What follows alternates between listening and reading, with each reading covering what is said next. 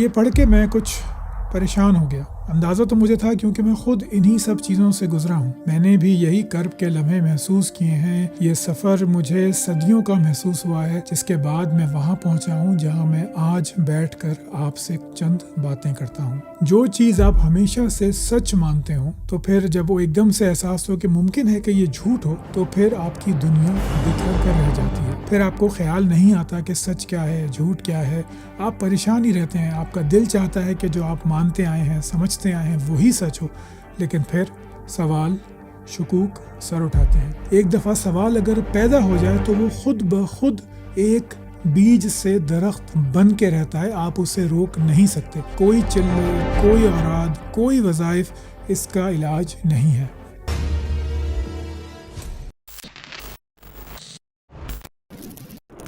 سلام دوستوں، امید ہے آپ سب لوگ بہت خیریت سے ہوں گے۔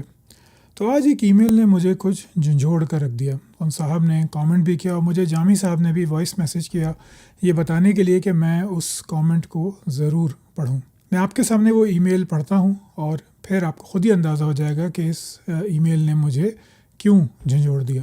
میں ایک ایسے مرحلے سے گزر رہا ہوں جہاں میری ذہنی اور روحانی حالت بہت متاثر ہو چکی ہے۔ کچھ عرصے سے میں آپ کی گفتگو اور ملحدین کے مختلف اعتراضات سنتا رہا۔ ابتدا میں میرا مقصد صرف مختلف نظریات کو سمجھنا تھا، لیکن رفتہ رفتہ ان میں سے بہت سی باتیں میرے ذہن میں اس طرح گھر کر گئیں کہ اب وہ بار بار میرے ذہن میں آتی رہتی ہیں۔ اس کا اثر میری پوری زندگی پر پڑا ہے۔ میری عبادت میں پہلے جیسا سکون نہیں رہا، نماز میں دل نہیں لگتا، قرآن پڑھتے ہوئے وہ کیفیت محسوس نہیں ہوتی، کاروبار پر توجہ نہیں رہتی، کسی کام میں دل نہیں لگتا، نیند متاثر ہو گئی ہے، ذہن ہر وقت الجھن و اضطراب میں رہتا ہے اور میں ڈپریشن جیسی کیفیت محسوس کر رہا ہوں۔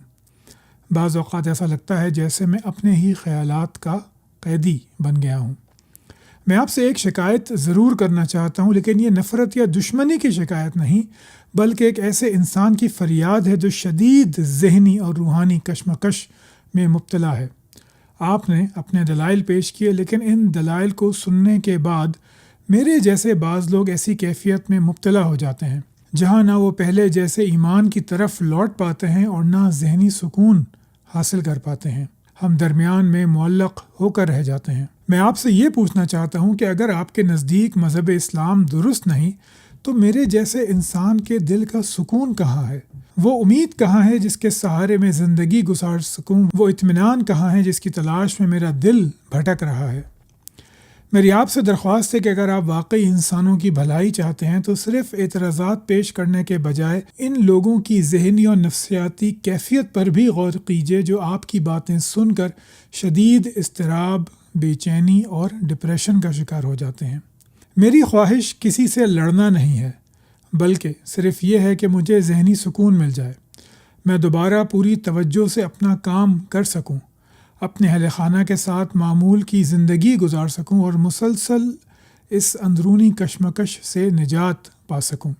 اللہ ہی بہتر جانتا ہے کہ حق کیا ہے، لیکن میری دعا ہے کہ ہم سب کو سچائی، انصاف اور دل کا سکون نصیب ہو۔ یہ پڑھ کے میں کچھ پریشان ہو گیا۔ اندازہ تو مجھے تھا کیونکہ میں خود انہی سب چیزوں سے گزرا ہوں۔ میں نے بھی یہی کرب کے لمحے محسوس کیے ہیں۔ یہ سفر مجھے صدیوں کا محسوس ہوا ہے، جس کے بعد میں وہاں پہنچا ہوں جہاں میں آج بیٹھ کر آپ سے چند باتیں کرتا ہوں۔ پہلی بات تو یہ کہ کیا یہ کوئی اب نارمل ریئیکشن ہے؟ بالکل بھی نہیں، یہ بالکل نارمل ریئیکشن ہے۔ جو چیز آپ ہمیشہ سے سچ مانتے ہوں تو پھر جب وہ ایک دم سے احساس ہو کہ ممکن ہے کہ یہ جھوٹ ہو تو پھر آپ کی دنیا بکھر کر رہ جاتی ہے۔ پھر آپ کو خیال نہیں آتا کہ سچ کیا ہے، جھوٹ کیا ہے۔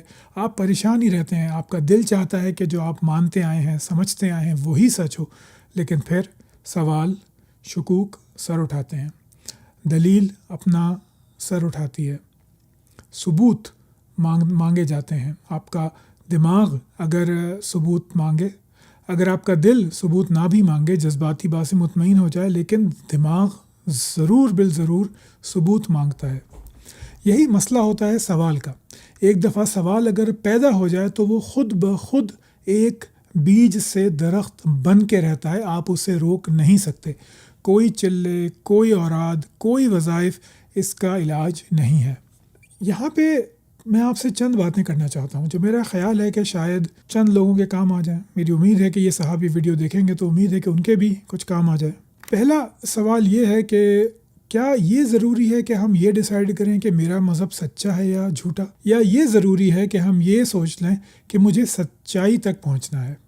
میرے خیال سے دوسرا سوال زیادہ بہتر ہے کہ اگر ہم اس کو اپنی فکر کا مقصد بنائیں کہ میرا کام یہ نہیں ہے کہ میں اسلام کو سچ ثابت کروں، ہندوازم کو سچ ثابت کروں، کرسچینٹی کو سچ ثابت کروں. میرا کام یہ ہے کہ میں دلیل، ثبوت اور عقلی معیارات کے اوپر بغیر کسی تعصب کے، بغیر کسی کنفرمیشن بائس کے، بغیر کسی جذباتی دلیل کے خالص شعوری عمل کے ذریعے کسی نتیجے پر پہنچوں. جیسے کہ آپ کوئی گاڑی خریدتے ہیں، جیسے کہ آپ کوئی گھر خریدتے ہیں، کسی جاب کے ہونے نہ ہونے کا ڈیسائیڈ کرتے ہیں. ارینج میرج میں خاندان، پارٹنر، اس کی باتیں، عادات سب آپ مائکروسکوپ میں دیکھتے ہیں، کیونکہ ان سب چیزوں میں آپ کے جذبات ساتھ میں نہیں ہوتے. جب بھی آپ کے جذبات آپ کا ہاتھ تھامتے ہیں تو آپ ہمیشہ ان راستوں پہ جان نکلتے ہیں جہاں پہ آپ کو خوشی اور سکون محسوس ہو، اور یہ ضروری نہیں کہ جذبات آپ کو درست سمت میں لے جائیں. اکثر جذبات آپ کی خواہش کے حساب سے آپ کو لے جاتے ہیں، اور پھر جب وہ خواہش پوری ہو جاتی ہے تو پھر آپ کو پچھتانا ہی پڑتا ہے.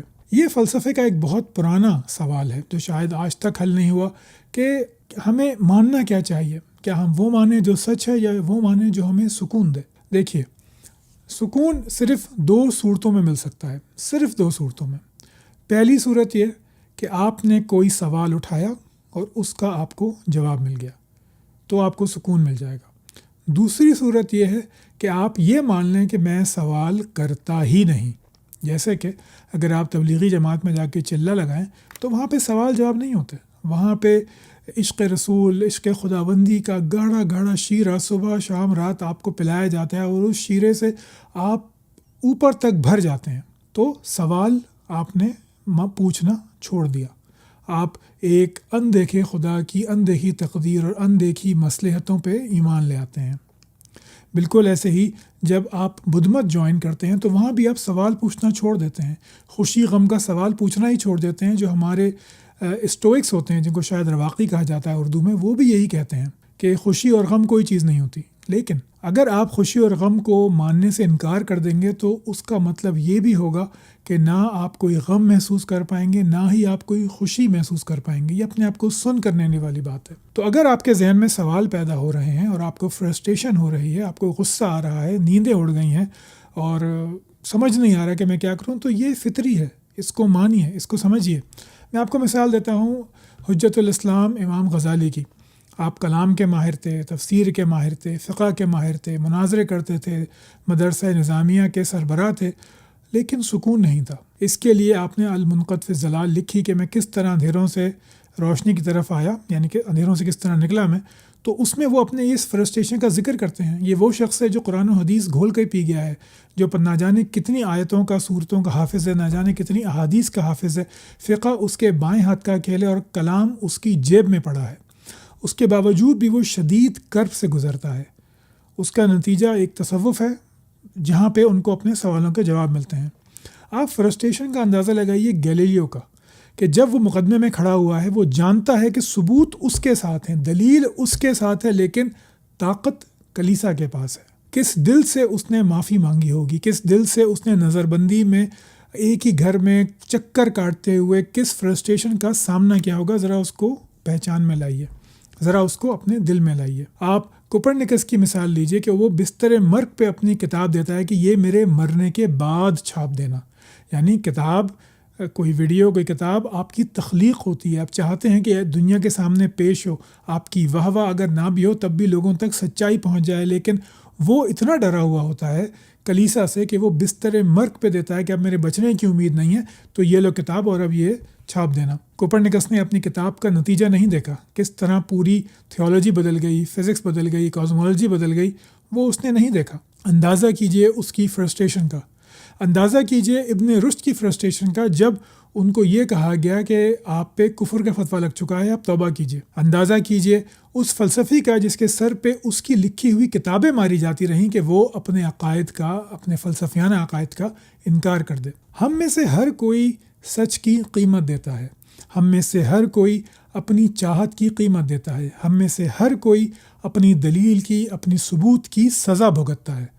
اور یہ میں کسی شاعرانہ انداز میں نہیں کہہ رہا، یہ بالکل درست ہے۔ جو یہ صاحب ہیں جنہوں نے یہ تکلیف لکھی ہے، شاید کئی لوگ ان سے زیادہ تکلیف سے گزر رہے ہوں۔ اسلام جس کو وہ صحیح مانتے آئے تھے، آج اس کا قلعہ زمیں بوس ہو گیا ہے۔ تو اب میں آپ کو لے کے چلتا ہوں چند اسٹیجز کی طرف جو کہ ہم نے ڈسکور کی ہیں 1969-70 میں، اور ان کو ان لوگوں میں ڈسکور کیا گیا جو لوگ موت کا سامنا کرتے ہیں۔ کئی بیماریاں لاعلاج ہوتی ہیں، جب وہ پتہ چلتی ہیں تو لوگ کیسے ریئیکٹ کرتے ہیں، لیکن یہ صرف موت کی اسٹیجز نہیں ہیں، یہ اسٹیجز ہیں ہر ایک ایسی خبر کی جو شدید ناپسندیدہ ہو، شدید غم میں مبتلا کرنے والی ہو، لیکن جس کو آپ بدل نہیں سکتے۔ تو پہلا اسٹیج ہوتا ہے جب ہمیں کوئی ایسی چیز ملتی ہے، کوئی یا تو ہم موت کا سامنا کرتے ہیں، یا ہمارے مانے ہوئے عقائد درست ثابت نہیں ہوتے، کوئی محبوب ہمیں چھوڑ کے چلا جاتا ہے، جس پہ دن و رات کا ساتھ تھا، اعتماد تھا، وہ دھوکہ دیتا ہے، کوئی بھی ایسی چیز ہوتی ہے تو سب سے پہلے ہم جو کرتے ہیں وہ ہے ڈینائل، انکار، یہ تو ہے ہی نہیں۔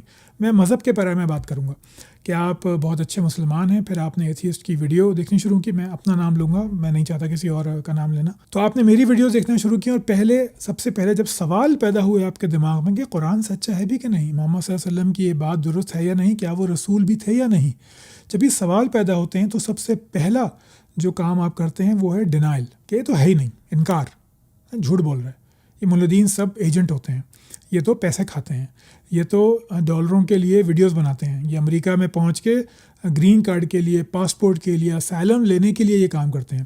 یہ ہوتا ہے ڈینائل۔ پھر سوال تو میں نے جیسے پہلے کہا کہ وہ تو بیج کی طرح ہوتا ہے، جب وہ بیج پودا بن جاتا ہے تب کیا ہوتا ہے؟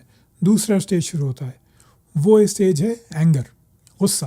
آپ کو غصہ آتا ہے، آپ میری کوئی ویڈیو دیکھتے ہیں اور نیچے آپ مغلظات لکھ دیتے ہیں، نیچے آپ میرا مذاق اڑانے کی کوشش کرتے ہیں، نیچے آپ مجھے ہنسنے والے ایموجی لگا کے دیتے ہیں کہ تو کیا جانے، ابھی 2 سوال پوچھ لوں گا تو بس ڈھیر ہو جائے گا۔ آج ہی کسی صاحب نے لکھا ہے کہ 2 سوال میں نے پوچھ لیا تو پوری الہاد کی عمارت زمیں بوس ہو جائے گی۔ یہ وہ غصہ ہے جو باہر آتا ہے، کیونکہ سوال کا سامنا ہو نہیں رہا۔ جو سوال جس سچائی تک پہنچا دے گا اس کا خوف آپ کے دل میں ہے، اس انجام کا خوف آپ کے دل میں ہے کہ اگر اسلام جھوٹا ثابت ہو گیا تو میں کیا کروں گا، میں کہاں جاؤں گا۔ تو دوسرا اسٹیج ہوتا ہے اینگر کا۔ پھر تیسرا اسٹیج ہوتا ہے بارگیننگ کا، یعنی کہ پھر آپ اسلام کی ایسی تشریحات کرنے لگتے ہیں جو کہ ان سوالوں کو مٹا تو نہیں سکتی، لیکن ان کی کاٹ کو، ان کی تلخی کو کم کر دیتی ہے۔ جیسے غامدی صاحب والا اسلام کہ فوٹوگرافی بھی ٹھیک ہے، پردے کا بھی یہ نہیں ہے، غلامی بھی نہیں تھی، لوگوں کو غلطی لگ گئی، اور قرآن مجید میں تو نظم ہے، یہ تو معجزہ ہے، ادبی معجزہ ہے، ہر کوئی سائنسی بات بیان نہیں ہوئی، وہ سب کچھ ادبی پیرایا ہے۔ اسی طرح کی تشریحات آپ لے لیتے ہیں۔ اسی میں قرآنسٹ بھی آ جاتے ہیں جو کہتے ہیں نہیں یہ تو سوال کا مطلب یہ تو ہے ہی نہیں، سوال کا مطلب تو یہ ہے، اس سوال کا مطلب تو فلاں ہے، اس سوال کا مطلب تو ڈھمکا ہے، اس کا تو مادہ یہ ہے۔ اس طرح کی باتیں آپ کرتے ہیں بارگن کرنے کے لیے۔ یہ بارگننگ جب ہو رہی ہوتی ہے کہ جب سوال بیج سے پودے اور پودے سے درخت بن چکا ہے، اب اس کو گرانا ممکن نہیں ہے، اب اس کو جڑ سے اکھاڑنا ممکن نہیں ہے، تو اب آپ بارگیننگ کرتے ہیں۔ آپ کچھ دو کی پالیسی اپناتے ہیں کہ چلو یار یہ بات ہے، ہم نہیں جانتے، اللہ تعالیٰ صحابہ میں سے کچھ گناہ ہو گئے ہوں گے، ان کو معاف کرے، لیکن آج ایسا نہیں ہے، اسلام ایسا نہیں تھا، یہ تو مسلمانوں کا عمل ہے۔ اس کے بعد پھر چوتھی اسٹیج آتی ہے جس سے یہ صاحب ہیں وہ گزر رہے ہیں، اور وہ ہے ڈپریشن کی۔ نیند نہیں آتی، موڈ خراب رہتا ہے، کاروبار میں دل نہیں لگتا، بیوی بچے برے لگتے ہیں، دوست برے لگتے ہیں، نماز میں دل نہیں لگتا، قرآن کی تلاوت میں دل نہیں لگتا۔ اور یہ اسٹیج سب سے طویل ہوتی ہے، کیونکہ اب جو سوال کا بیج تھا نہ صرف وہ درخت بن چکا ہے بلکہ وہ پھل بھی لا رہا ہے۔ وہ پھل اپنے اندر نئے سوالوں کے بیج لے کر بیٹھے ہوئے ہیں، اور وہ بیج اب آپ کے ذہن میں مزید گرتے جا رہے ہیں، اور وہ پھر پودے اور پھر درخت بنتے جا رہے ہیں۔ تو یہ اس ایک سوال سے یا ان 2 سوالوں سے اب پورا جنگل سوالوں کا اگ آیا ہے آپ کے شعور میں۔ اس کے بعد انسان اپنے آپ کو ہیلپ لیس محسوس کرتا ہے، اس کے بعد وہ محسوس کرتا ہے کہ اب وہ کیا کرے، کہاں جائے، کس کا در کھٹکھٹائے۔ یہاں آپ قرآن مجید پڑھنے کی کوشش کرتے ہیں لیکن پڑھ نہیں پاتے۔ یہ میں کئی دفعہ بتا چکا ہوں کہ جب 2024 میں جب میں نے کوشش کی کہ میں اپنا اسلام بچا لوں تو میں نے وعدہ کیا کہ میں رمضان میں پورا قرآن مجید پڑھوں گا، اور یہ میں کر چکا ہوں، لیکن میں پورا مہینہ قرآن نہیں پڑھ سکا۔ پورا مہینہ میں نے کوشش کی کہ اسی ٹیبل پہ بیٹھ کے تبیان القرآن، تدبر القرآن نکالوں، ترجمہ پڑھوں، تقی عثمانی صاحب کا ترجمہ پڑھوں. میں آپ کو اپنی پڑھنے کی سپیڈ کا ایک آئیڈیا دیتا ہوں کہ آج سے تقریباً 5 سال پہلے ایک فرینڈ نے مجھ سے کہا کہ یار میرے بچے کے لیے نا کوئی ایسی چیز بنا دے کہ قرآن مجید میں جو ہے وہ کون کون سی آیات پڑھنی چاہیے، پورا قرآن تو نہیں پڑھ سکتے.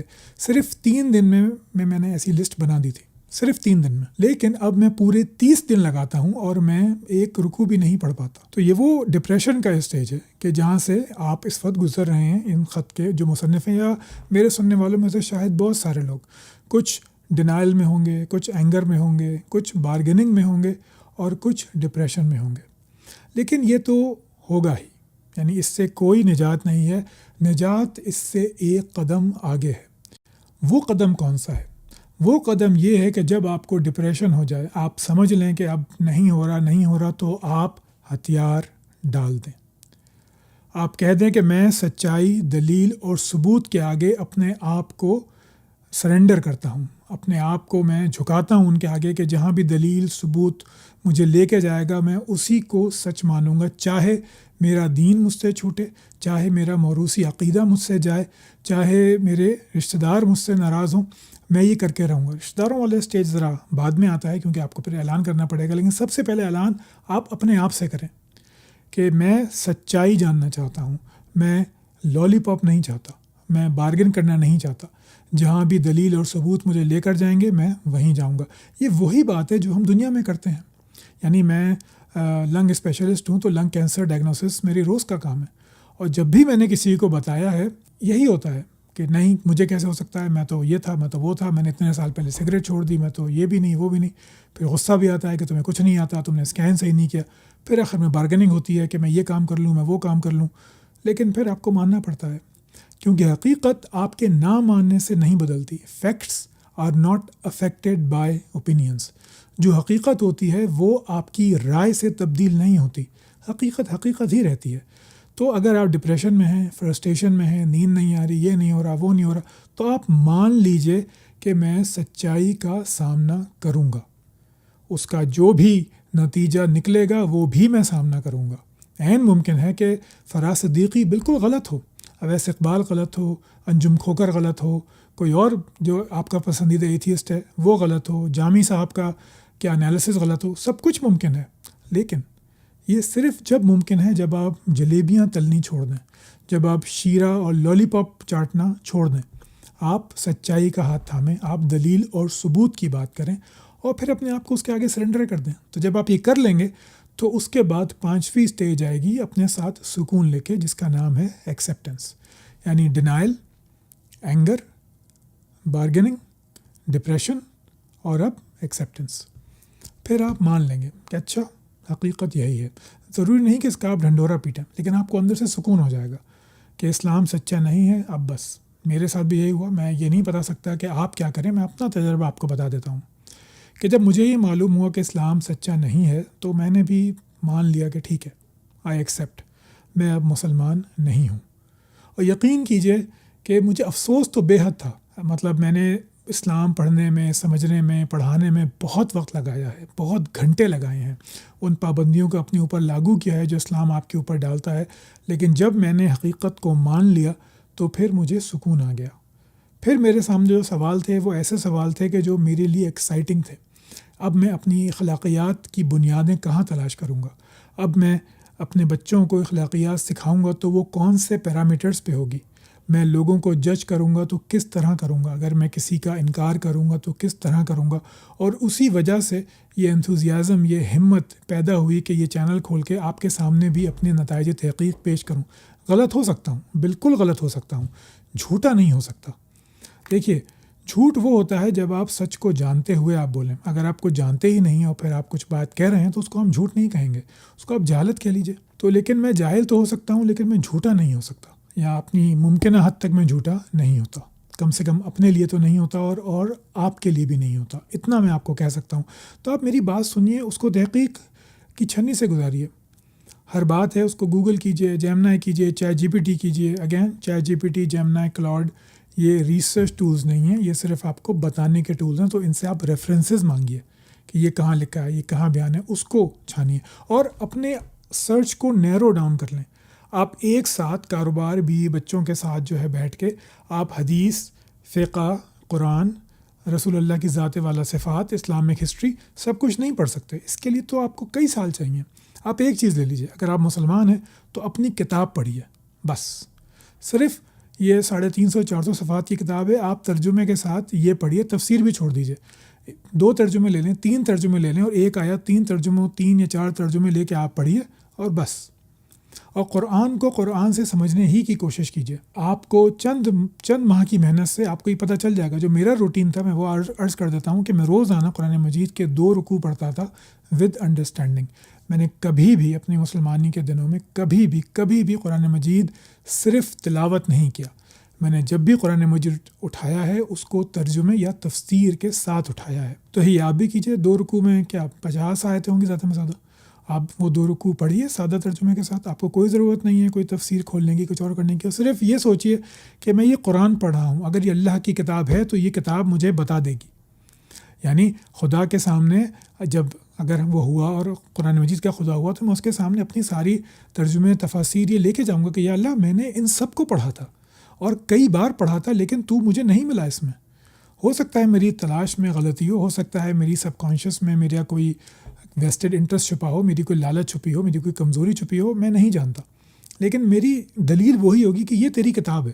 تو میں آپ کو بھی یہی کہوں گا کہ اگر آپ ڈپریشن سے گزر رہے ہیں، پریشانی سے گزر رہے ہیں، فرسٹریشن سے گزر رہے ہیں، تو اٹھائیے اللہ کی کتاب. جب اس نے کہا ہے کہ سکون کہیں نہیں ہے سوائے اللہ کے ذکر کے، تو یا قلوب جو ہیں وہ اللہ کے ذکر سے سکون پاتے ہیں، تو اٹھائیے اسے، کھولیے اسے، چیک کیجیے اس کا یہ دعویٰ کہ وہ درست ہے یا نہیں. اگر وہ درست ہے تو پھر میں کیا، میری اوقات کیا.